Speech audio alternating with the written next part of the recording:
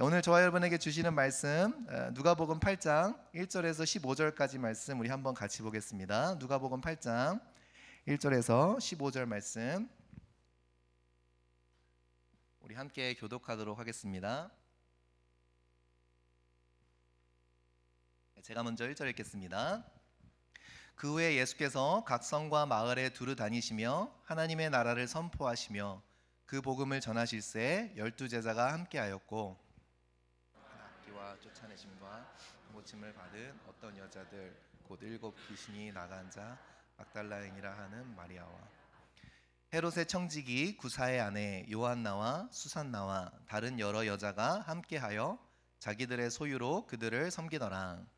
각 동네 사람들이 예수께로 나와 큰 무리를 이루니 예수께서 비유로 말씀하시되 씨를 뿌리는 자가 그 씨를 뿌리러 나가서 뿌릴새 덜어는 길가에 떨어짐에 밟히며 공중의 새들이 먹어버렸고 덜어는 바위 위에 떨어짐에 상이 났다가 습기가 목숨으로 말라 덜어는 가시떨기 속에 떨어짐에 가시가 함께 자라서 기운을 막았고 좋은 땅에 떨어짐에 나서 씨를 하나님 이 말씀을 하시고 외치시되 들을 귀 있는 자는 들을지. 제자들이 이 비유의 뜻을 물으니 이르시되 에게는 허락되었으나 다른 사람에게는 비유로 하나니 이는 그들로 보아도 보지 못하고 들어도 깨닫지 못하게 하려 합니다. 이 비유는 이러하니라. 씨는 하나님의 말씀이요 다른 것은 말씀을 들은 자니 이에 마귀가 가서 그들이 믿어 구원을 얻지 못하게 하려고 말씀을 그 마음에서 빼앗는 것이. 바위 위에 있다는 것은 말씀을 들을 때에 기쁨으로 받으나 뿌리가 없어 잠깐 믿다가 시련을 당할 때에 배반하는 자요. 시떨기에 분노하면서 지내는 중 이생의 염려와 재물과 향락의 기운이 막혀 온전히 결실하지 못하는 자요. 같이 읽겠습니다. 좋은 땅에 있다는 것은 착하고 좋은 마음으로 말씀을 듣고 지키어 인내로 결실하는 자니라. 아멘. 아멘. 여러분 다 아는 말씀이죠. 그 내용만으로 보면 전혀 어려운 게 없는 말씀입니다. 지난주에 한 성도님 댁에 초대를 받아서 이제 방문을 하게 되었는데요. 되게 넓은 텃밭이 있는데 거기서 이제 여러 가지 채소를 기르는 것을 보고 자연스럽게 화두가 되었습니다. 그래서 저희 집 앞에도 이제 저희 집에도 화분에다가 토마토를 심어서 키우고 있는데 이제 드디어 열매가 두어 개 보이기 시작했다 말씀했더니 그 집사님 하시는 말씀이 흙만 좋은 데다 심으면 잘 자랄 거예요 그러시더라고요. 그걸 보면서 너무나도 무릎이 탁 쳐졌어요. 너무나 당연한 건데, 그죠? 토마토에게 필요한 것 때에 따라서 물을 주고 햇빛을 쬐게 해주는 것들을 하면서도 토마토가 심겨진 흙에 대해서 제가 생각해 본 적이 별로 없더라고요. 저 가드닝을 잘 모르거든요. 그러면서 생각이 들었어요. 맞다. 혹시 우리가 생각하는 이 신앙생활이라는 것에도 참 비슷한 모습이 있지 않나. 우리는 물을 주고 햇빛을 쬐는 것을 늘 신경 쓰고 마땅히 그렇게 해야 되지만 우리의 믿음을 위해서 무엇인가 하는 것에 포커스가 많이 맞춰져 있죠. 내가 믿음을 위해서 모임에 참석하고 매일 말씀도 보고 또 시간 되면 유튜브에서 딴 거 보는 게 아니라 말씀도 듣고 신앙과 관련된 것들을 보면서 찾아두고 보고하면서 끊임없이 우리를 피드해 나가는 것, 그죠? 채워 나가는 것을 우리는 어떻게 보면 신앙생활이라고 생각할 때가 참 많습니다. 물론 해야죠. 토마토에 물을 주고 햇빛을 쬐주는 것처럼 외부에서 공급되어지는 것을 신앙생활의 전부로 여길 때가 가끔씩 있는 것 같아요. 물론 너무나도 중요합니다만 그러나 여지간해서는 잘 들여다보지 않는 것이 있죠. 뭐예요? 내 마음 속을 잘 들여다보지 않습니다. 그러니 맨날 물을 주는 것 같고 맨날 햇빛을 쬐는데 말씀에 나를 늘 노출시키는 것 같고, 그죠? 은혜의 자리를 맨날 예배도 빠지지 않는데 왜 이렇게 뭔가 공허한 마음은 들고 메마른 마음은 드는지, 그 가운데서 너무나 당연한 이치인데, 그죠? 그 흙이 너무나 중요한 건데, 물도 중요하고 햇빛도 중요하지만 흙이 너무 중요한 것처럼 우리가 어떠한 신앙적인 행위도 중요하지만 그것을 받아들이고 있는 내 마음밭이 너무나도 중요하다는 것에 대해서는 좀처럼 우리는 생각해 보지 않는 것이 우리의 습성인 마음이라는 거죠. 여러분 어때요? 여러분 마음밭은 어떠십니까? 오늘 여러분 마음속에는 뭐가 들었나요? 요즘 막 메타에서 막 안경이 나오는데 그런 안경 있었으면 좋겠어요. 우리 성도님들 마음속에 뭐가 들었나? 무슨 생각하고 사나? 네. 여지간해서 우리는 우리의 마음속을 잘 들여다보지 않습니다. 네. 제가 목회자로 부르심을 받고 벌써 그게 15년 전인데요. 첫 사역지에서 한 5년 정도 사역을 했습니다. 나름 최선을 다했는데요. 겉으로는 늘 태연하게 보이려고 했지만 안에서는 너무 혼란스러웠어요. 내가 배운 목회 이게 아닌데, 교회가 이런 곳이라고 배우지 않았는데, 신학교에서 가르쳐주는 어떠한 목회의 모습과 현장에서 부딪혀지는 목회는 너무나 달랐습니다. 말씀 전하면 성도들이 변해야 되는데 그죠? 사역 열심히 하면 서로 막 화합하고 여러분은 그런 기대가 없으셨나 봐요. 저는 신학교 다니면서 그죠? 이렇게 사역을 하고 저렇게 헌신하고 하면 성도 막 교회가 부흥하고 안에서 열매들이 맺혀지고 그래야 되는데 그죠? 사역 신학교 가면은 다 좋은 얘기 해주고 그죠? 근데 막상 전도사 때부터 신학교 전도사 때부터 풀타임을 했거든요. 그래서 교회 속속들이를 다 보는데 너무 혼란스러운 거예요. 이게 맞나? 이게 맞나? 물론 성도님들한테는 티를 안 냈습니다. 늘 그냥 제가 처음 사역은 그랬어요. 아내한테도 그렇게 얘기했어요. 나 장님 3년 벙어리 3년 한 것 같아. 보고도 못 본 척, 알아도 모른 척, 모르도 알아는 척, 그냥 go with the flow라고 그러죠. 그냥 누가 뭐라 그러면 죄송합니다, 제가 잘못했습니다. 그러면서 마음속에는 이게 목회가 맞나? 교회의 모습이 진짜 이게 맞나? 이런 생각이 들었습니다. 왜 사람들이 저런 행동을 하지? 믿음 있는 사람이 어떻게 저런 말을 하지? 믿음 있는 사람이, 그래도 교회 직분자가 어떻게 저런 행동을 할 수 있지? 어떻게 믿는 사람들이 저러지? 특히 알만한 사람들이, 신앙을 3, 40년 해왔다는 사람들이 어떻게 저렇게 비성숙한 행동을, 말을 할 수 있지? 왜 당을 짓지?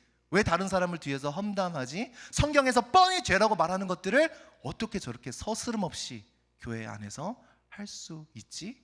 라는 생각이 들었어요. 근데 초신자가 아니니까, 초신자가 그런 행동을 하면 이해하죠, 그죠? 아직 세상의 습관이 많이 남아있으니까 괜찮아요. 말씀 보고 기도하면서 그런 것들을 변해가니까. 그런데 교회 생활 3, 40년 한 분들이 자기 혀를 다스리지 못하고 막 얘기하고 막 화를 내고 주장하고 이런 모습들을 보면서 알만한 분들이 그러니까 제 마음속에 막 혼란스럽더라고요. 내가 목회를 잘하고 있는 건가? 내가 사역을 잘하고 있는 건가? 그렇게 사역을 하다가 잠시 마음의 쉼이 너무 필요했던 것 같아요. 그래서 부족했던 배움도 채우기 위해서 타주에 가서 잠시 공부를 하다가 참 저한테는 귀중한 시간이었어요. 그때 책 한 권을 만났습니다. 정말 이 책을 통해서 어떻게 보면 중요한 목회의 방향성을 정립해가는 중요한 기점이 되었던 것 같아요. 되게 딱딱한 책이에요. 여러분 뭐 읽으시지 않으셔도 돼요. Desiring the Kingdom, 하나님의 나라를 열망하는, 갈망하는 책이, 이게 제임스 스미스라고 되게 유명한 신학자이신데 책이 되게 딱딱해요. 그런데 여기서 제가 목회에서 굉장히 중요한 사실 한 가지를 발견하고 깨달았어요. 이거겠구나. 무엇인가? 이 책에서 하는 말, 이 책의 저자에서 말하는 핵심 포인트가 무엇인가? 어디에서부터 시작하는가? 사람의 마음이라는 것은 내가 아는 것에 의해서 움직여가는 것이 아니라 내가 갈망하는 것에 의해서 움직여간다라는 전제를 가지고 가요. 그러니까 사람들은요, 절대 자기가 아는 것을 따라 행동하지 않습니다. 마음속에 있는 것을 따라야 해요. 이렇게 가게에 가서 이렇게 물건 고를 때는 되게 합리적이에요. 이성적이에요. 그죠? 가성비가 어떻게 딱 좋은가. 그죠? 근데 여러분 차 살 때는 좀 다르죠? 가성비보다 여러분 청년들 그런 말이에요. 감성비라고. 내 마음이 뛰어야 돼요. 그죠? 맞는 거예요. 사람은 이성적인 존재입니다. 그런데 정말 실제로 사람의 중요한 것들을 무엇이 움직여가는가, 그 이성적인 사고보다 실은 더욱더 강력한 포스가 있는데 바로 우리를 강하게 이끌고 가는 것이 우리의 마음에서 사랑하고 갈망하는 것. 결국 사람이 가는 길을 보면 그 마음속에 갈망하는 바를 따라가더라고요. 그래서 그 사람이 삶에서 어떠한 결정을 하는가를 보면 막 말은 다 그럴듯하게 할 수 있어요. 말은 다 하나님 사랑하고, 말은 다 의롭게 살고 싶고, 말은 다 말씀 사랑하고 예배 사랑하는 것 같은데 그 사람이 결국 어디로 엎어지는지를 보면 그 사람 마음속에 무엇이 있는지 정확하게 나와요. 우리의 시간을 어떻게 쓰는지, 우리의 돈을 어떻게 쓰는지 중요한 결정에서 그 사람 입에서 어떤 말이 나오는지, 어떠한 결정을 나오는지를 잘 들여보면 이 사람이 이 안에 사랑이 있는지, 증오가 있는지, 분노가 있는지, 감사가 있는지 결국 자기 스스로 다 나타낸다라는 거죠. 시간이 걸릴 뿐이죠. 그러니까 이것이 저에게 목회를 하는데 굉장히 중요한 시발점이 됐어요. 사람들이 말하는 것이 중요한 게 아니라 결국 어느 곳을 향하고 있는가를 보면 되겠구나. 직분이 문제가 아니구나. 그죠? 신앙생활 연수가 문제가 아니구나. 결국 그 사람 마음 속에 무엇이 있는가 아는 거는 30년 40년 들어서 무지하게 다 알아요. 그런데 이 마음 속에 무엇이 있는가가 결국 그 사람을 끌고 가더라는 거죠. 증거를 하나 딱 여러분 막 나는 아니야 그런 표정으로 저를 보고 계신데 증거를 하나 드릴게요. 옆에 배우자가 계시면 한번 바라보시겠어요? 옆에 배우자 이성적이었어요? 그죠? 아니죠? 왜 대답을 못하세요? 막 100명 정도 딱 리스트업 해놓고 그죠? 채점하셨어요? 그러다가 가장 높은 점수 받은 분이랑 결혼하셨어요? 아니잖아요. 그냥 마음이 끌렸고 사랑했고 그죠? 그러니까 인생의 가장 중요한 결정인 그죠? 배우자를 선택하고 만나는 일에 있어서도 뭐예요? 우리의 이성이 이끌리는 게 아니라 뭐가 이끌려가요? 감성이 이끌려가는 거예요. 중요한 일일수록, 인생의 중요한 일일수록 감성이 우리의 마음 속에 있는 것이, 생각이 아니라 우리 마음 속에 있는 것이 이끌고 간다는 거예요. 우리 남편분들은 대답을 잘 하셔야 되는데 그죠? 당신이 영숙이 죄송해요. 우리 권수덕 영숙권 이름 없는 이름 찾기도 힘들어요. 성도님들. 아무튼 저기 철이 영희 그러니까 그래요. 교과서에 나오는 영희보다 영희는 97점이었고 당신은 99점이었어. 이래서 당신이랑 결혼했어. 그러면 오늘 밥 굶는 거예요. 그냥 정답은 뭐예요? 너무 사랑해서 결혼했어. 이게 정답이죠. 네. 그게 정말 증거죠. 이성보다는 감성의 영역이 가장 우리를 이끌고 갑니다. 청년 사역하면서 이런 것들을 너무나 많이 봤어요. 전 청년들 잘 안 믿거든요. 솔직히 말하면 청년들은 막 사랑해줘요. 청년들은 사랑의 대상이지 믿을 대상이 아니에요. 왜요? 저한테 배우자 기도 열심히 하고 있대요. 그런데 왜 클럽에 가서 남자친구를 데리고 와요? 신앙이 제일 중요하대. 청년 사역하면서요. 저 청년 사역하면서 깜짝 놀래요. 목사님 정말 그러니까 결국 뭐예요? 여러분 자녀 위해서도 아마 그럴걸요? 돈도 잘 벌고 그죠 하고 신앙은 뭐예요? 우리 딸 속색이지 말라고 하나 붙여놓는 게 아마 신앙일걸요? 사위들 신앙 얘기할 때 그쵸? 제가 정확하게 짚었죠. 진짜 신앙만 있는 사위 원해요? 돈도 못 벌고 착하기만 그냥 너무 착해. 신앙은 진짜 좋아. 근데 생활력이 하나도 없어. 어떻게 보면 우리가 딸내미 보낼 때 신앙이라고 붙여놓는 거 우리 딸 속색이지 말라고 딱 붙여놓는 거잖아요. 진짜 신앙 있는 사회 그렇게 원하지 않잖아요. 교회 너무 잘 다녀도 부담스럽잖아요. 그냥 주일에만 잠깐 출석하고 그리고 세상에 나가서 돈 잘 버는 사회 원하지. 그러니까 우리가 말은 얼마든지 할 수 있어요. 붙여서. 근데 실제로 우리 마음 속에 어디가 있냐? 청년들이 어떤 결정하는지를 1년만 지나면 청년들 다 알 수 있어요. 그렇게 오래도 안 걸려요. 어떠한 결정을 하고 어디 가서 여자친구 남자친구 데리고 오고 어디 가서 뭘 베케이션을 가면 어디로 가서 뭘 하고 자 그냥 제가 막 이렇게 탐정처럼 선글라스 끼고 안 다녀도 돼요. 가만히 있잖아요. 그럼 지네들이 다 와서 얘기해. 서로 얘기하면서 다 얘기해요. 그럼 걔네들이 얘기하는 거 듣고 있으면 저 친구 마음에 정말 그 노는 것을 향한 강한 갈망이 있구나. 돈 버는 것을 향한 강한 갈망이 있구나. 다 자기 입으로 얘기하고 자기 행동으로 살아가요. 그러니까 무슨 말이에요? 그 사람들이 어디로 엎어지는지 그 발걸음이 어디를 향한지를 보면 그 마음속에 무엇이 있는지 알 수 있다는 거예요. 그러니까 알만한 사람들도 얼마든지 그럴 수 있는 거예요. 마음속에 다른 것이 자리 잡고 있기 때문에. 결국 그 마음속에 들은 것으로 살아가는 게 인생이 아니라 마음속에 채운 것으로 살아가는 게 인생이더라고요. 그래서 마태복음 12장 35절에 예수님께서 이런 말씀하셨죠. 선한 사람은 그 쌓은 선에서 선한 것을 내고 악한 사람은 그 쌓은 악에서 악한 것을 내느니라. 지난 일주일 동안 여러분들이 하신 말들, 행동들 잘 돌아보면 내 안에 뭐가 있는지 정확하게 알 수 있어요. 비디오로 찍어갖고 그죠? 캠해갖고 보면 다른 멀리 안 가도요.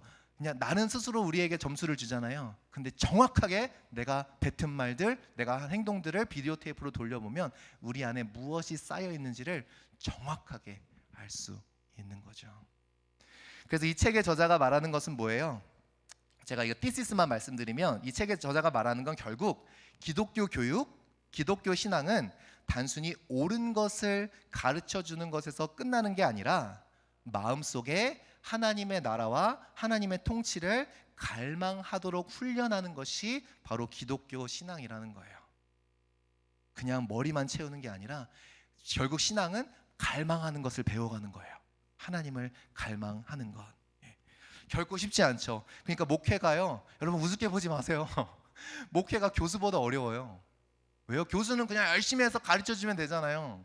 그걸 또 교수님들도 섭섭해할 수 있는데, 근데 목회는요, 사랑하는 거를 가르쳐줘야 되는데 이거 어떻게 가르쳐줘요? 정말 힘든 거죠. 목회의 영역은 진짜 쉽지 않습니다. 그래서 똑같은 저자가 쓴 책이 있어요. 근데 습관이 영성이다라는 책, 이건 조금 더 대중을 위해서 쓴 책이에요. 티시스는 비슷해요. 근데 원제가 뭐냐? 습관이 영성이다라는 책인데 원제는 You are what you love. 당신이 사랑하는 게 당신이다라고 얘기해요. 돈을 사랑하면 당신은 돈덩어리고, 그죠? 결국 당신은 뭐예요? 우리를 디파인하는 건 뭐예요? 내 마음이 무엇을 갈망하고 사랑하고 있는가를 이 저자가 말하고 있다라는 거죠. 그러니까 우리가 믿음 생활하면서 무엇을 돌아봐야 되는가? 오늘 우리가 무엇을 채우고 있는가? 무엇을 배우고 있는가도 중요하지만 내 마음속에 진짜 무엇이 있는가를 들여다볼 수 있는 사람이 진짜 지혜로운 사람이라는 거예요. 들여다본다는 거 굉장히 페인풀해요. 속에서 뭐가 나올지 모르잖아요. 무섭잖아요. 우리 어르신들은 그런 말씀도 하시잖아요. 병원 가면 병원 가기가 무섭다고. 어떤 분들은, 그렇죠? 평생 병원을 안 다녀보신 분들은 갑자기 뭐가 나올까 무서워서 병원 진료를 안 맞는 분들도 제가 봤어요. 두려운 거예요. 내 마음속에서 무엇이 나올까? 내 마음밭은 어떤가가 너무나도 중요하다는 거죠. 근데 신앙생활하면서 이걸 잘 안 들여다봐요. 그렇죠? 내 마음속에 진짜 무엇이 있는지. 내가 아는 것이 내 믿음이라고 생각하는 것은 참 어리석습니다. 신앙은 습득, 배움을 넘어서서 왜요? 하나님을 향한 태도이기 때문에 그래요. 신앙은 배움이 아니에요. 배우는 건데 뭘 배우는 거예요? 태도를 배우는 거예요. 네. 내 삶의 방향성이 바로 우리의 신앙입니다. 오늘 본문에서는 우리가 너무나도 잘 아는 비유예요. 이걸 이해 못하는 사람은 없을 거예요. 그죠? 씨를 뿌리는 자가 씨를 뿌리는데 네 가지 땅에 씨가 뿌려집니다. 길가 위에, 바위에, 가시떨기 속에, 좋은 땅에, 이 네 가지 부류의 토양에 떨어집니다. 근데 우리가 그냥 우리 생각에는 그런가 보다 하고 넘어갈 수 있어요. 아, 씨가 여기저기 뿌려졌구나. 근데 여러분 생각해보면 좀 이상하지 않나요? 그러니까 성경을 읽을 때 조금만 생각을 해보세요. 조금만. 무슨 말이에요? 여러분, 제가 만약에 뭐 이런 돈이 없으니까 저는 편하게 이런 얘기를 합니다. 제가 여러분한테 밀리언을 드렸어요. 아무데나 집 사시라고. 네. 그러면 여러분 어디에 집을 사시겠어요? 집값이 떨어지는 데 사실 거예요? 집이 오르는 데 사실 거예요? 오르는 데 사겠죠. 몇 채를 살 수 있다면 주택 개발 가능성이 있는 곳에 사겠죠. 부동산 전망이 좋은 데다 삽니다. 여러분 만약에 스탁마켓에 투자를 한다. 그럼 어떤 주식을 사실 거예요? 핫한 주식을 사셔야죠. 그죠? 오를 것 같은 주식을 사야지. 그냥 막 부도날 것 같은 회사에 투자하시겠어요? 여러분들은 마음이 착하셔서 그러실 수도 있을 거예요. 회사 좀 도와주려고. 오를 것 같은 스탁을 사야죠. 무슨 말이에요? 골라가면서 뿌리는 게 지혜예요. 그렇죠? 골라가면서 투자를 하고 골라가면서 씨를 뿌려야 된다고요. 아무데나 막 뿌리는 건 어리석고 멍청한 행동이에요. 그런데 오늘 본문에 씨 뿌리는 자는 어떻게 뿌려요? 여러 군데다 뿌립니다. 길가에, 바위 위에, 가시떨기 속에 씨를 뿌리는 바보가 어딨냐고요. 씨를 뿌리는 자래요. 좋은 땅에, 여러 가지 땅에 넓게, 편만하게, 넉넉하게 뿌립니다. 무엇인가 일반적인 상식과 맞지 않는 거죠. 여러분 그 생각해보면 이것이 사람들의 길을 쫑긋하게 만들었겠죠. 뭐지? 왜냐하면 우리는 농업에 익숙하지 않지만 농업에 익숙했던 그 당시 사람들에겐 뭔가 이상할 거예요. 왜? 왜 길가에 뿌려? 왜 바위에 뿌려? 그죠? 무슨 말씀을 하고 있는 거예요? 바로 여기에 비유의 포인트가 있다라는 거예요. 예수님의 비유에 씨 뿌리는 자는, 즉 예수님은 사람을 가려가면서 씨를 뿌리지 않으세요. 들을 만한 사람들, 들을 끼가 있는 사람만 불려다가 씨를 뿌리시는 게 아니라 방방 곳곳을 돌아다니시면서 씨앗을, 복음의 씨앗을 편만하게 뿌려 나가십니다. 이것이 예수 그리스도의 사랑이에요. 어떤 땅이든 여러분이 어떠한 상태로 왔는지 모르겠어요. 마음이 다 닫혀진 상태로 왔는지, 지금 가시떨기 같은지 바위 같은지 모르겠어요. 그런데 하나님의 사랑은 어디 있어요? 그럼에도 불구하고 오늘 하나님께서 말씀을 주신다라는 거예요. 이것이 하나님의 은혜이죠. 그런데 한편으로는 어때요? 복음의 말씀은 사람을 가리지 않기에 모두에게 선포되어지고 모두에게 뿌려지기에 열매를 맺는 것은 지극히 누구의 책임이에요? 땅의 책임이라는 거예요. 씨앗의 문제가 아니라는 거예요. 모든 땅에 뿌려졌어요. 그죠? 내가 씨앗을 못 받아서 열매를 못 맺는 게 아니에요. 저 사람은 대단한 씨앗을 하나님이 주셨고 나한테는 그 씨앗을 주시지 않았기 때문에 unfair하지 않아요. 하나님은 어느 땅에든 편만하게 뿌려주세요. 그리고 똑같은 종류의 씨앗을 뿌려주십니다. 더 좋은 씨앗, 덜 좋은 씨앗이 아니라, 그러므로 결국 열매를 맺는 것은 어디에 달려있는가? 땅에 달려있다는 거예요. 열매를 맺는 것은 어디에 달려있는가? 내 마음 밭에 달려있다는 거예요. 저 사람이 특별해서 더 큰 열매를 맺고 저 사람이 가진 씨앗이 더 대단해서 열매를 맺는 것이 아니라 결국 뭐의 문제예요? 내 마음 밭의 문제라는 거예요. 똑같은 씨가 편만하게 뿌려져요. 저도 목회 부족하지만 목회하면서 참 아이러니한 거, 어떻게 똑같은 말씀을 전했는데 다 다른 얘기를 듣지? 그래서 저도 막 가끔씩 회개해요. 하나님, 제가 어떻게 더 해야 될까요? 분명히 저는 똑같은 말을 했는데 어떤 사람은 은혜 받고 어떤 사람은 왜 은혜를 못 받지?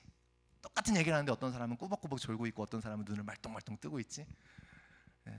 좀 약간 목회하면서 좀 고민이 그거예요. 왜 그럴까? 그러므로 씨가 열매를 맺지 못한다면 둘 중에 하나죠. 뭐가 문제예요? 씨가 문제든지 땅이 문제든지. 어렵지 않죠, 여러분? 씨가 문제든지 땅이 문제든지. 말씀이 열매를 맺지 못하면 둘 중에 하나가 문제겠죠? 말씀이 문제든지 내 마음밭이 문제든지. 복음이 영혼을 변화시키지 못하면 둘 중에 하나는 가짜겠죠? 복음이 가짜든지 내가 가짜든지. 중간은 없죠. 어떤 게 가짜입니까? 세상은요, 교회를 보면서 복음이 가짜라고 생각을 해요. 진짜 복음이 진짜면 교회 있는 사람들 왜 저러고 앉아있냐고, 어떻게 저런 일들을 하냐고. 근데 우리는 알죠. 복음이 가짜일 수는 없는 거니까. 결국 누가 가짜인지는 너무 명백하게 드러나는 거죠. 그냥 우리가 서로 말만 안 할 뿐이지. 그죠? 누가가 한 가지 강조하는 바가 있어요. 우리 8장 4절 보시면 그 비유를 이렇게 시작합니다. 우리 같이 읽어볼게요. 시작. 각 동네 사람들이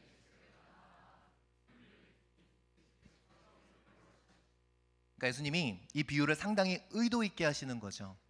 큰 무리가 예수님께로 나오니까 예수님이 씨를 편만하게 뿌리는 씨 뿌리는 자의 비유를 하시는 거예요. 무슨 말이에요?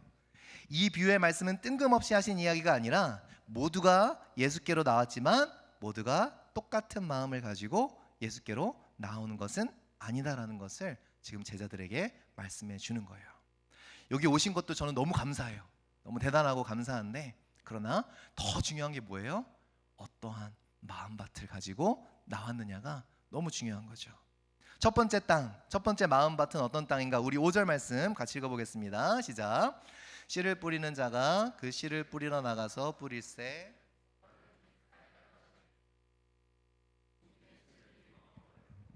길가에 떨어진 말씀 어떻게 되죠? 밟혀 버립니다. 공중의 새들이 먹어버립니다. 길가는 어떤 땅이에요? 딱딱해지고 무뎌진 땅. 하나님의 말씀이 어때요? 무관심입니다. 무관심을 받는 땅이에요. 이런 땅이 있어요. 많은 사람들이 관심이 없어요. 하나님 말씀에. 교회 생활에는 관심이 참 많은데 하나님 말씀에 관심 없는 사람들이 있다는 거예요. 참 이것이 마음을 아프게 하죠, 여러분. 왜요? 그래서 그냥 무뚝뚝한 분인가 보다. 별로 그렇게 뭐 복잡한 거 생각하지 않는 분인가 보다 했는데 웬걸요? 대통령이 바뀌니까 그분 정책에 대해서는 엄청 관심이 있어요.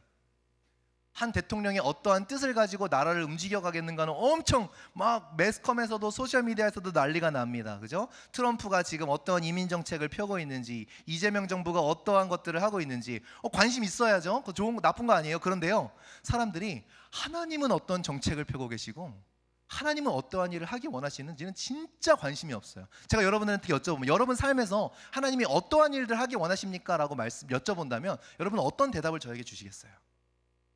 우리 만납교회를 향해서 하나님이 어떠한 뜻을 하기 원하십니다고 우리가 스스로 물어본다면 우리는 어떠한 앤서를 가지고 있을까요? 관심이 없어요. 하나님이 나를 통해서 나를 창조하시고 나를 구원하신 하나님이 내 삶 가운데 어떠한 역사를 이루기 원하시는지, 그분의 뜻이 어디 있는지 말씀에 관심이 없다라는 거예요. 메디케어에 관한 설명에 좋은 거예요. 제가 뭐 디스하는 거 아니에요. 뭐 은퇴에 관한 설명에 상속을 어떻게 해야 되느니, 그죠? 뭐 아니면 낚시라든지 무슨 테니스라든지 취미 얘기할 때는 다 귀를 쫑긋 세웁니다. 예, 그런데요, 예수님께로 나온 자들인데 정작 예수님 말씀하면 관심이 없어요. 그래서 나는 무뚝뚝한 분인 줄 알았는데 자기마다 관심 있는 게 있더라고요. 관심이 없는 사람이 아니에요. 열정이 없는 사람이 아니에요. 그런데 하나님 말씀엔 관심이 없다라는 거예요. 제가 설교 인내로 걷는 길이라고 요즘 보고 있는 책이 있어요. 근데 그 책에서 정말 대단하더라고요. 어떻게 말하느냐, 설교자가 싸워야 되는 게 있대요. 저도 15년 이제 학생들로부터 작년까지 오래 설교를 해오는데 정말 공감이 돼요. 설교자한테 설교자가 가장 인내로 싸워야 되는 건 뭔지 아세요? 성도들의 무관심이래요. 관심이 없는 사람들에게 계속 하나님의 말씀을 얘기해 줘야 되는. 많은 성도님들이 생각보다 하나님 말씀에 관심 없습니다. 여러분, 만약에 하나님 하시는 일에 관심이 있다면 어떻게 될까요? 밤낮 유튜브가 아니라 이걸 붙들고 계실 거예요. 왜냐하면 이거를 통해서만, 성경을 통해서만 하나님의 뜻을 알 수 있으니까. 그러니까 성경을 보지 않는다라는 것 자체가 실은 나는 관심 없다는 얘기죠. 두 번째 땅은 어떤 땅입니까? 바위 위에도 씨앗이 뿌려져요. 여러분, 바위 위에 뿌려진 말씀은 어떻게 됩니까? 우리 13절 한번 같이 읽어보겠습니다. 시작. 바위 위에 있다는 것은, 잠깐 믿다가 시련을 당할 때 배반하는 자요. 너무 무섭지 않나요, 여러분? 그냥 들으면은 그런가 보다 하는데 말씀을 받을 때 어떻게 받는데요? 기쁨으로 받는데요.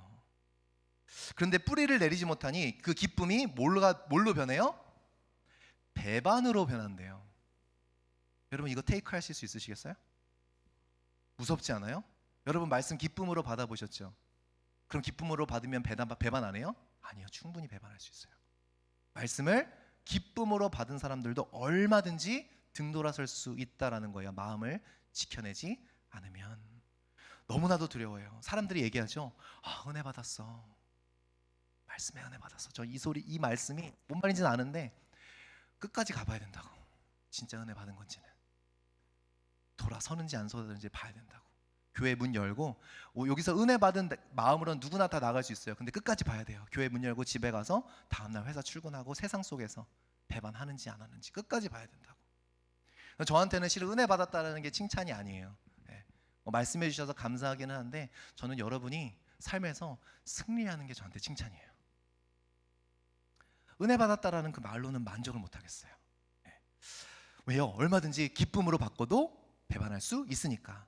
실은 이게 제가 목회하면서 제일 두려워요. 마가복음에 여러분 세례 요한의 죽음에 대해 기록하는 부분이 있어요. 마가복음 4장에. 그러니까 세례 요한은 헤롯에 의해서 참수형을 당하죠. 목이 잘립니다. 근데 헤롯이 이제 자기 이복 동생인 그 이복 동생의 아내인 헤로디아를 아내로 이제 취해요. 불륜인 거죠. 그래서 이에 대해서 세례 요한이 막 비판을 하잖아요. 그래서 헤로디아가 자기는 헤롯이 실은 절대 권력이니까 자기는 실은 자기 남편보다 여기로 이제 빠지는 게, 불륜에 빠져서 이렇게 하는 게 좋은 거죠. 그러니까 헤로디아가 요한이랑 원수지간이 돼요. 그래서 요한을 죽이고 싶어요, 헤로디아가. 그런데 정작 헤롯은 어떤가? 헤롯은요, 마가복음 4장 20절 한번 읽어보면 좋을 것 같아요. 헤롯은 도리어 어땠는가? 죄송합니다. 마가복음 4장 20절인데 제가 읽어드릴게요. 헤롯이 요한을 의롭고 거룩한 사람으로 알고 두려워하여 보호하며, 헤롯이요, 또 그의 말을 들을 때에 크게 번민을 하면서도 달갑게 들음이라. 헤롯이 세례 요한의 말을 불편하고 찔려요. 여러분이 느끼는 감정과 상당히 비슷하죠? 찔려요? 그러면서도 달가워요. 그렇죠? 그래, 헤롯이 그랬어요. 그러니까 뭔가 이렇게 말씀에 반응하는 것 같아요. 그런데 이야기의 결말이 어떻게 되죠? 그 장본인이 그 세례 요한의 목을 자르게 합니다. 무섭죠? 헤로디아의 딸이 연회장에서 춤을 추면서 헤롯을 기쁘게 합니다. 그래서 헤롯이 얘기해요. 너 원하는 게 뭐냐? 내 땅의 절반이라도 너에게 주겠다. 헤로디아의 딸이 무엇을 구해요? 세례 요한의 목을 소반에 담아 주소서. 제가 목회를 하면서 두렵고 떨리는 게 이겁니다. 성경 말씀에 눈물도 찔끔해요. 은혜 받은 것 같아요. 근데 그걸로 판단할 수가 없겠더라고요. 그게 믿음이에요, 아니에요? 아닐 수 있다라는 거예요. 기쁨으로 받습니다. 은혜 받았다 그래요. 깨달았다 그래요. 평소에는 잘해요.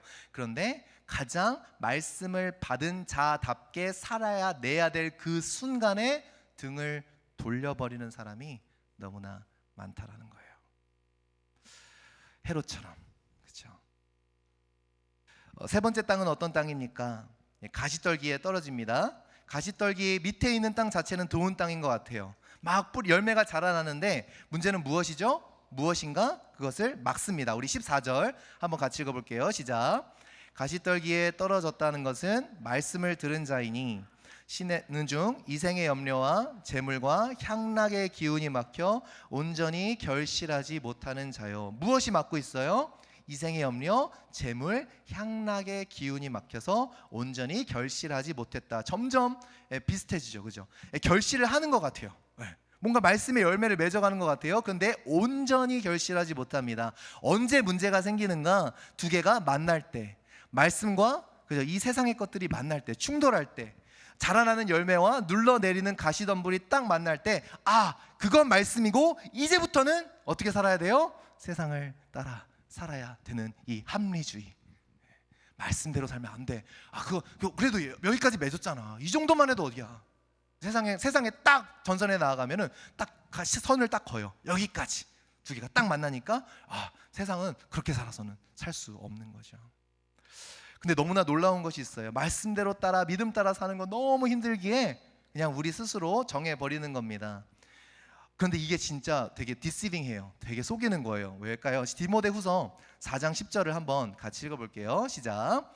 데마는 이 세상을 사랑하여 나를 버리고 데살로니가로 갔고 그레스게는 갈라디아로 디도는 달마디아로 갔고. 이게 왜 애매한가? 잠깐 이 구절 계속 띄워주세요. 바울을 떠났어요. 데마가. 그죠?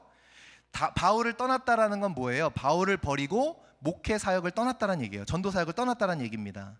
그런데 바울이 걔가 나를 너무 싫어하고 나를 너무 증오해서 떠났어라고 하지 않고 뭐라고 얘기해요? 세상을 사랑해서 떠났다라는 거예요. 이게 너무나 위험해요. 왜요? 하나님 사랑하는 마음이 없어서 그런 게 아니라는 거예요. 이게 더 위험해요. 왜요? 진짜 안에 하나님 사랑하는 마음이 있거든요. 그러니까 나는 괜찮다고 생각을 해요. 근데 문제는 뭐예요? 하나님 사랑하는 마음이 없으면 쉬워요. 나 하나님 안 사랑하니까 자기가 잘못된 걸 금세 알 수 있어요. 근데 마음에 하나님 사랑하는 마음도 있는데 더 큰 마음이 뭐예요? 세상을 사랑하는 마음이 더 크다고요. 그래서 늘 타협해요. 이것만 봐요. 딱 상황이 좋아지면 난 그래도 하나님 사랑하잖아. 나 그래도 하나님 섬기잖아. 그런데 내 마음속에 있는 더 큰 거, 이 세상을 향한 갈망, 정욕들, 욕심들, 걱정들, 염려들, 도리어 하나님을 사랑하는 마음이 있기 때문에 하나님보다 더 사랑하는 것들에 대한 면죄부를 싹 줘버려요. 나 하나님 사랑하지 않는 거 아니잖아. 나 믿음 없는 거 아니잖아. 그러면서 하나님보다 더 사랑하는 것들을 내 속에서 방치하고 키워 나아간다라는 거죠.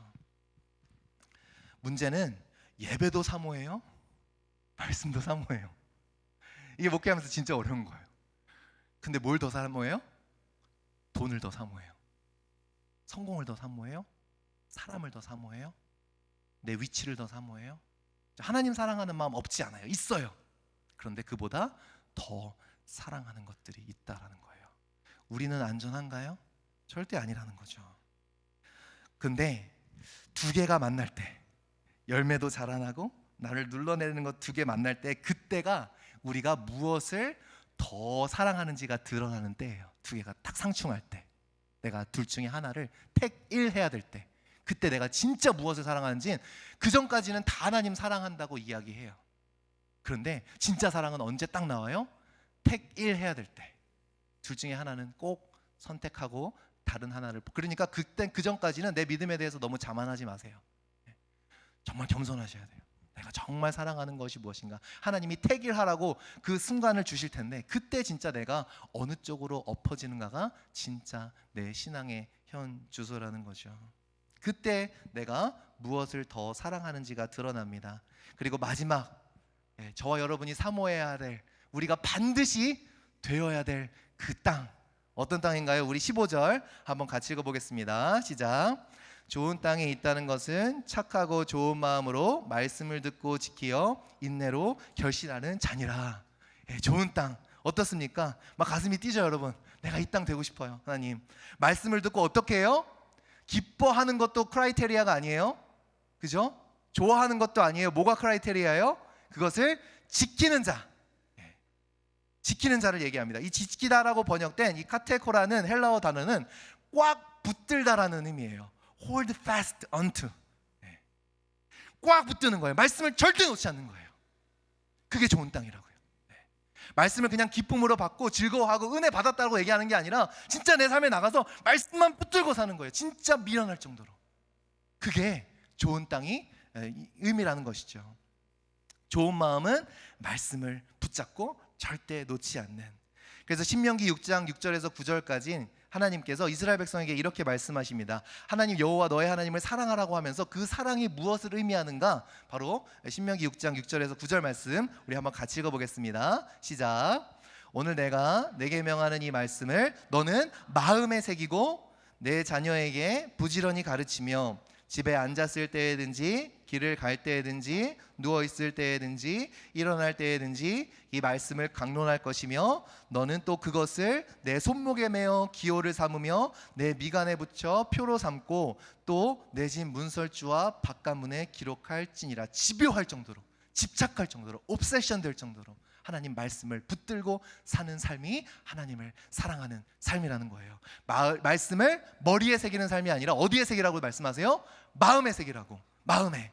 무슨 말이에요? 마음에 새길 때에 비로소 내가 손으로 행하는 일마다 믿음의 행동들이 될 수 있도록, 내가 머리로 생각하는 생각마다 믿음의 생각들이 되어질 수 있도록 손목에도 메고 이마에도 메고 말씀으로 내 삶을 그냥 붙들어 매는 것, 이것이 바로 좋은 땅으로서 하나님의 말씀을 살아내는 열매를 맺는 자들의 모습이라는 거죠. 다시 말하자면 정말 좋은 땅은 무엇을 품는 거예요? 말씀을 이해하고 사는 삶이 아니라 마음속에 말씀을 품는 거예요. 말씀을 품는 겁니다. 왜요? 설교 초반에 말씀드렸다시피 결국 내 마음에 품은 것이 다 나오거든요. 말씀을 품으면 말씀이 나오고, 말씀을 품으면 말씀대로 사라지고, 말씀을 품지 않으면 머리로만 생각하면 머리에 있는 것 아무것도 못 움직여요. 마음에 있어야 움직여지는 거예요. 그래서 하나님이 말씀하십니다. 말씀을 품고 사는 자가 되라고. 말씀을 읽고 살지 말고. 그래서 에스겔 우리 묵상하고 있는데 에스겔에게 하나님이 뭐라고 말씀하시죠? 말씀을 듣고 말하라. 말씀을 먹으라. 말씀을 먹으라. 모든 사람이 듣습니다. 오늘 네 가지 땅의 비유 예수님께서 설명해 주시는데 다 길가, 바위 위, 그죠? 그 가시덤불, 그리고 좋은 땅 다 말씀을 들었어요. 다 해석을, 예수님의 해석을 보면 다 말씀을 들었어요. 말씀을 듣고 안 듣고의 문제가 아니라 다 들었어요. 그죠? 그런데 오늘 본문 다음에 나오는 등불을 비유를 통해서 무엇을 말씀하시는가? 누가복음의 이제 구조가 굉장히 중요해져요. 여러분 여기서부터 정신 바짝 차리셔야 돼요. 오늘 좀 일찍 갈 생각하지 마시고 블루베리 다 팔았으니까 저 빨리 안 배버려드려도 괜찮아요. 부담 없어요. 이제 누가복음의 마지막 하이라이트 본문 구조로 들어갑니다. 이 비유를 말씀하시고 예수님이 등불의 비유를 하시는데 그 등불의 비유를 어떻게 클라이막스를 붙이시는가? 우리 18절 말씀 한번 같이 읽어볼게요. 시작. 그러므로 너희가 어떻게 들을까 스스로 삼가라. 누구든지 있는 자는 받겠고 없는 자는 그 있는 줄로 아는 것까지도 빼앗기리라 하시니라. 그러니까 예수님께서 이 비유를 말씀하시고 등불의 비유를 통해서 모든 것이 환하게 드러날 것이다 말씀하시면서 결론을 어떻게 맺으세요? 너희가 들을까 삼가라가 아니라 어떻게 들을까를 스스로 삼가라고. 여러분 어떻게 듣고 계세요? 말씀을 들을까 안 들을까의 문제가 아니었어요. 네 가지 밭의 비유는 전부 다 들었어요. 그럼 우리에게 중요한 질문은 뭐예요? 말씀을 어떻게 듣겠냐는 거예요. 진짜 하나님의 말씀으로 내가 듣겠냐라는 거예요. 진짜 하나님의 말씀으로, 살아계신 하나님의 말씀으로 내가 그 말씀을 진짜 듣겠냐라는 거예요. 듣고 안 듣고의 문제가 아니라 어떻게 오늘 말씀을 듣고 계시냐고요. 그냥 성경 그냥 백독하고의 문제가 아니라 어떻게 하나님의 말씀을 읽고 계시냐고요. 어떻게 듣느냐의 문제라는 거예요. 정말 하나님의 말씀을 하나님의 말씀으로 듣고 있는가? 실은 하나님을 향한 태도는 그분 말씀인 성경에 대한 태도, 성경을 향한 태도와 하나님을 향한 태도는 뗄래야 뗄 수가 없습니다. 성경을 무시하면 하나님을 무시하는 거예요. 성경을 외면하면 하나님을 외면하는 거예요. 성경이 여러분 구석 집안 옷장에 박혀 있으면 하나님을 걷다 박아둔 거예요. 성경 말씀을 향한 태도와 하나님을 향한 태도는 절대 구분이 되지 않습니다. 어떻게 하나님의 말씀을 듣고 계십니까? 신앙은 감정이 아니에요. 신앙은 습득이 아니에요. 신앙은 태도입니다. 오늘 비유는 마태복음, 마가복음에도 있지만 누가가 상당한 되게 우리가 꼭 기억해야 될 한 가지 포인트를 짚어주고 있어요. 그렇다면 이러한 마음밭을 가진 사람에게는, 좋은 마음밭을 가진 사람에게는 어떠한 열매가 맺힐까요?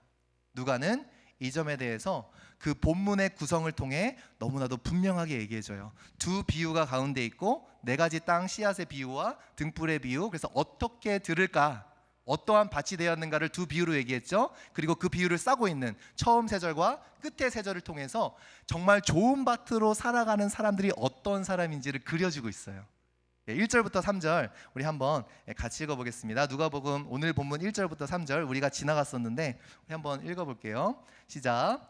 그 후에 예수께서 각 성과 마을에 두루 다니시며 하나님의 나라를 선포하시며 그 복음을 전하실새 12제자가 함께 하였고, 어떤 사람인지 계속 보세요. 또한 악귀를 쫓아내심과 병고침을 받은 어떤 여자들 곧 7 귀신이 나간 자 막달라인이라 하는 마리아와 헤롯의 청지기 구사의 아내 요한나와 수산나와 다른 여자가 함께하여 자기들의 소유로 그들을 섬기니라. 복음을 받은 사람들, 좋은 땅이, 씨앗이 좋은 땅에 뿌려져 열매를 맺는 사람들은 반드시 복음의 빚진 자가 되어 복음을 위해 살아가는 자가 반드시 되어집니다. 이게 복음의 능력이에요. 복음을 받은 자는 반드시 복음을 위해 살아가는 자가 돼요. 반드시 그래요. 반드시 복음에 동참하는 자들이 됩니다. 그리고 그 비유를 둘러싼 우리 뒤에 세 절, 우리 한번 19절에서 21절 말씀도 우리 한번 같이 읽어보겠습니다. 누가복음 8장 19절에서 21절. 19절 있나요? 19절에서 21절. 혹시 성경을 가지신 분들은 우리 한번 성경책으로 볼게요. 제가 읽어드리겠습니다. 나오네요. 시작. 예수의 어머니와 그 동생들이 왔으나 무리로 인하여 가까이 하지 못하니 어떤 이가 알리되 당신의 어머니와 동생들이 당신을 보려고 밖에 서 있나이다. 예수께서 대답하여 이르시되 내 어머니와 내 동생들은 곧 하나님의 말씀을 듣고 행하는 이 사람들이라 하시니. 좋은 마음밭은 어떤 밭이에요? 말씀을 듣고 순종하는 사람들, 복음에 동참하고 복음에 순종하는 마음밭이 좋은 마음밭입니다. 사랑하는 성도 여러분, 복음을 받은 사람은요, 복음을 받았다라는 것은요, 복음이 아무 능력이 없는 게 아니잖아요. 복음이 반드시 우리 마음속에 심어주는 게 있어요. 뭔지 아세요? 하나님의 말씀을 따라 살고 싶은 갈망을 심어줘요. 정확해요. 정말 복음을 받은 사람들은 복음대로 살고 싶어 안달이 나요. 삶의 한순간이라도, 한 시간이라도 복음을 위해 더 수고하고 싶고 복음을 따라 살고 싶어요. 왜요? 성령께서 우리의 속에서 하시는 일이 바로 그거거든요. 하나님 나라를 향한, 거룩한 나라를 향한 갈망을 허락하시거든요. 복음을 받은 자는 반드시 순종 너무 힘들어요. 봉사 너무, 아니요. 복음을 받은 사람은 순종하고 싶어져요. 여러분 믿으세요? 모르세요? 이거 그럼 지금 목회 방향을 완전 바뀌어야, 지금 180도 바꿔야 되는데 여러분 진짜, 아니 지금 진짜로, 저는 시리어스하게 좀 여쭤볼게요. 만약에 여러분 진짜 모르시면 저 목회 방향 완전히 초신자처럼 돼야 할 거예요. 다음 주부터. 진짜로. 지금 이게 웃고 말 문제가 아니라니까요. 지금 죽고 사는 문제라니까요. 나 정말 시리어스한데 여러분 정말로 순종하고 싶은 마음이 막 마음에서 생겨나셔요? 그게 복음 받는 사람이 반드시 맺혀지는 열매라는 거예요. 그게 없다면 한번 진짜 심각하게 돌아봐야 돼요. 내가 진짜 복음 받은 거 맞나? 진짜 예수 맞는 거 맞나? 복음 받은 사람은 말씀을 따라 살고 싶은 갈망이 일어나요. 하나님의 말씀이 내 삶을 움직이지 못한다면 둘 중에 하나는 가짜입니다. 왜요? 에스겔서 36장 26절에 하나님이 예수 그리스도를 향한 성령을 통해 이런 약속을 하셨거든요. 같이 읽어보겠습니다. 시작. 또 새 영을 너희 속에 두고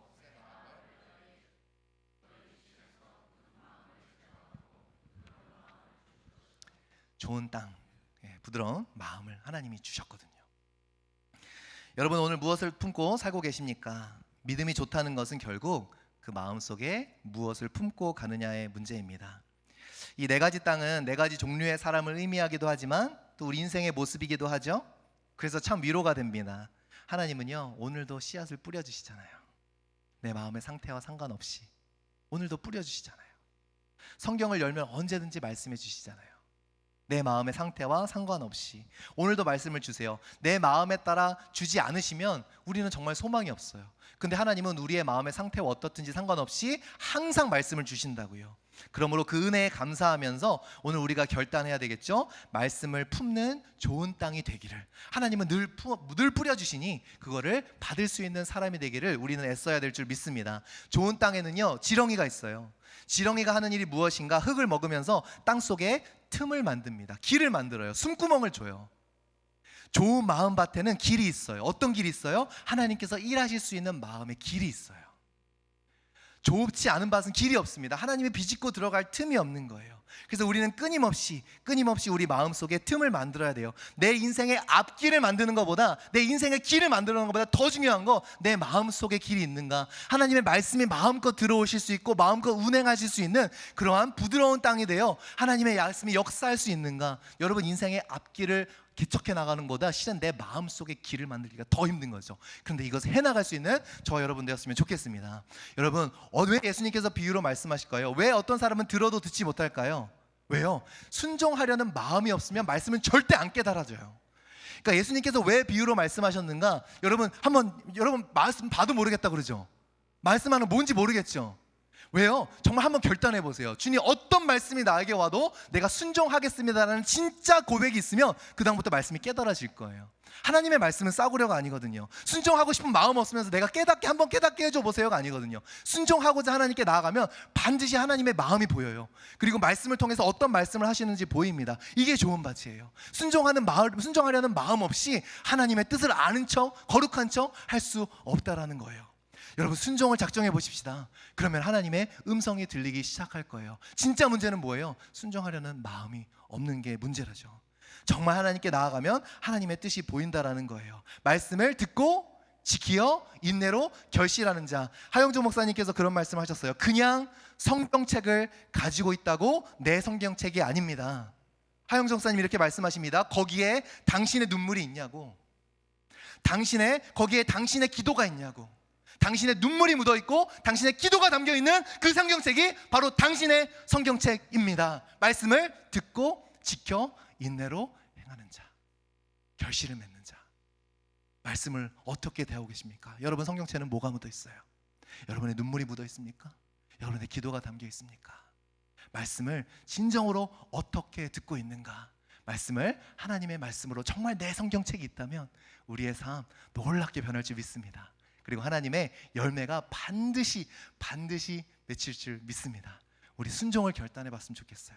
하나님이 원하시지 않는 말 절대 내 입에 뱉지 않겠습니다. 하나님이 원하시지 않는 행동 절대 하지 않겠습니다. 오늘도 내 인생에서 방법을 강구하기보다 하나님의 뜻이 어디에 있는지를 묻고 내가 그것에 따라 인내함으로 하겠습니다. 나는 이 순종의 결단을 한다면 오늘 하나님께서 그 심령에 반드시 말씀해 주실 줄 믿습니다. 그러한 저 여러분 되기를 주님으로 부탁드립니다. 우리 같이 찬양했으면 좋겠는데요. 좀 새로운 찬양이실 수도 있고 아시는 찬양일 수도 있는데 좀 이 찬양 주님 앞에 좀 올려드렸으면 좋겠어요. 정말 믿음의 결단으로 우리 함께 이 찬양 부르시면서 정말 나는 오늘 어떤 밭인지, 하나님 내가 정말 말씀으로 순종하겠습니다, 예배하겠습니다, 이런 결단으로 우리 찬양하며 나가시겠습니다.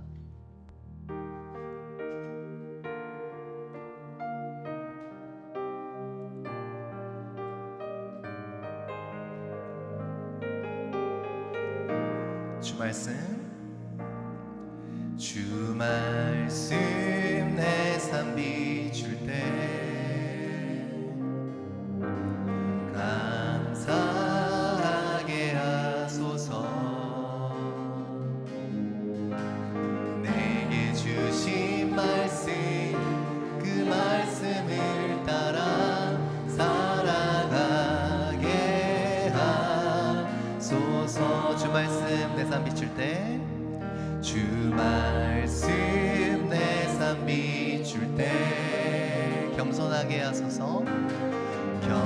겸손하게 하소서. 네. 내게 주신 말씀 나의 삶 되어 주를 닮게 하소서. 주의 말씀은 내 발의 등이요 내 길의 빛이 되시니 그 말씀 따라 한 걸음 또 한 걸음 살아가게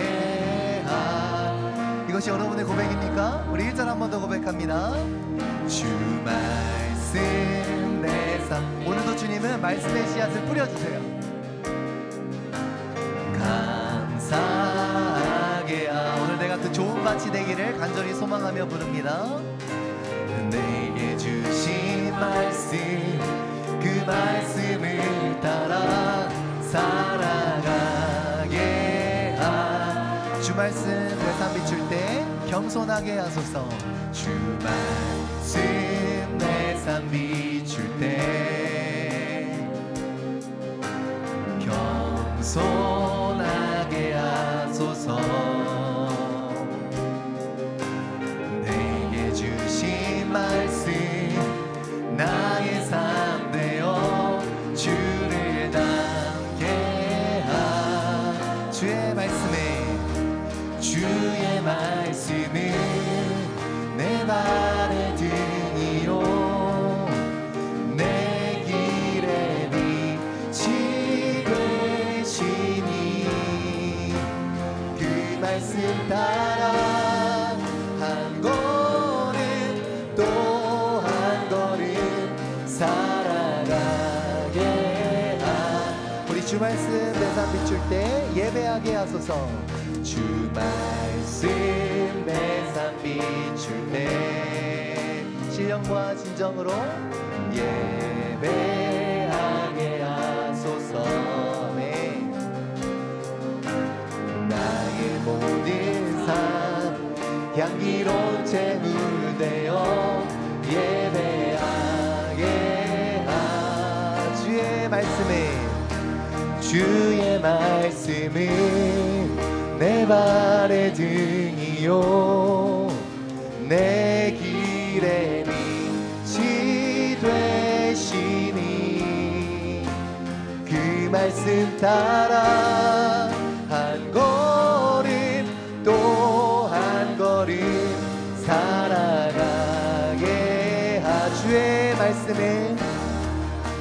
주의 말씀은 내 발의 등이요 내 길의 빛이 되시니 그 말씀 따라 한 걸음 또 한 걸음 살아가 우리 간절히 찬양합니다.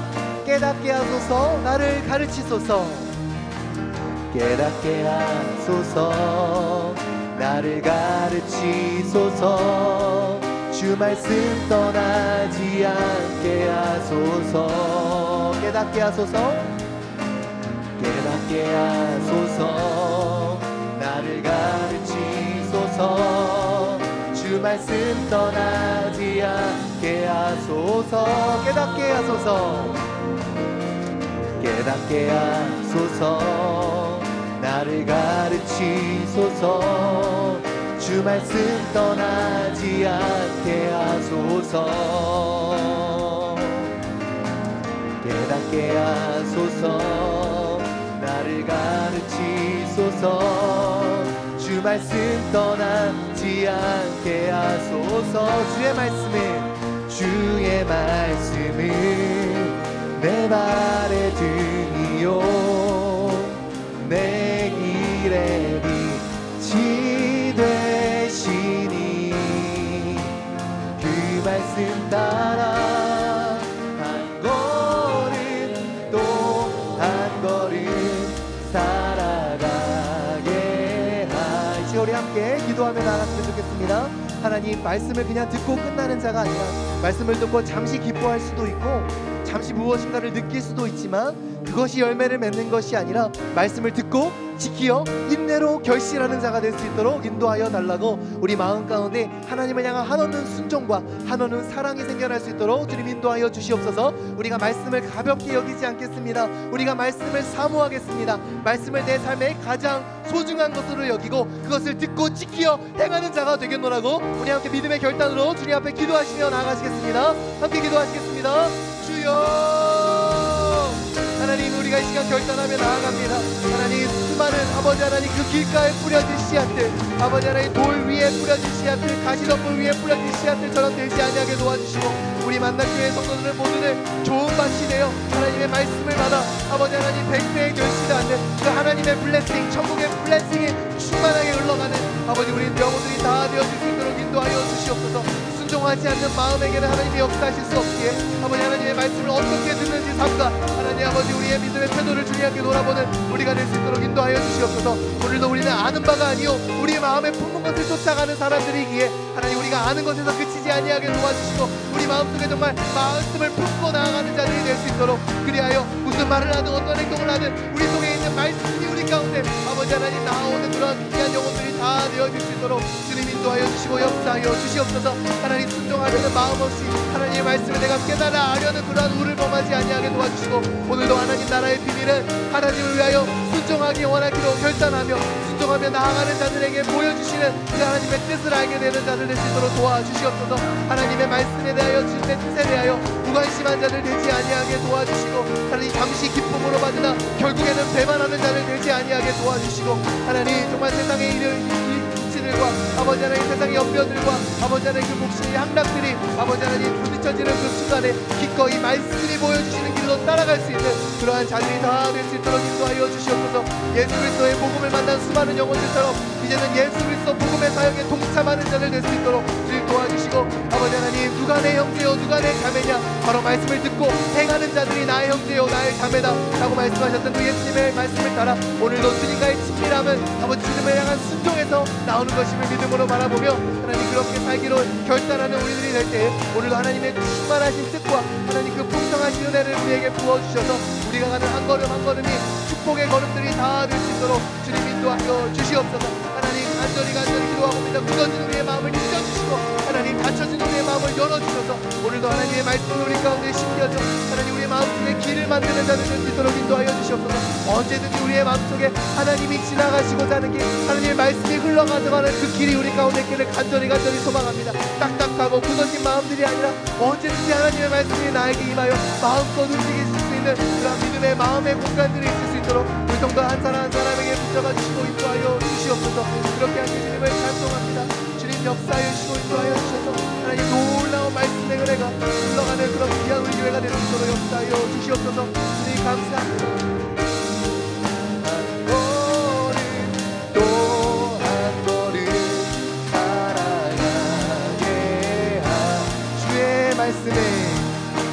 주의 말씀은 내 말에 들이요 내 길에 빛이 되시니 그 말씀 따라 한 걸음 또 한 걸음 살아가게 한 주의 말씀은 주의 말씀